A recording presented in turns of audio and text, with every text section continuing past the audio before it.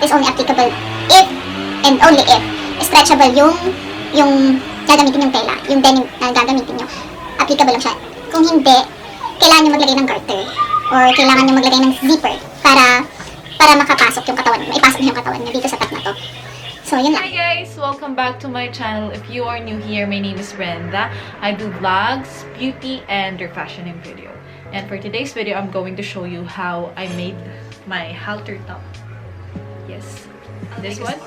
So, the other day, nag-night out kami. Kailangan ko ng high-waisted na short pants.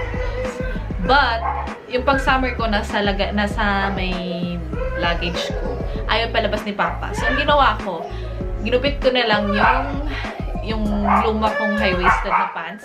Yun na lang ginawa kong shorts. And may naiwan siyang ritaso. May naiwan yung leg part. Naisip ko maganda yung tela niya. Stretchable siya.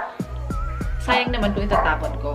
So, I ended up doing this one. Sadly, yung pants ko pala, naiwan ko sa, naiwan kong sa sahig sa may washing room namin. At ang ginawa ng aso ko, ginatlat niya. Kaya wala na. Buti na lang, may remembrance ako dito. Anyway, if you wanna know how I made this top, please keep on watching.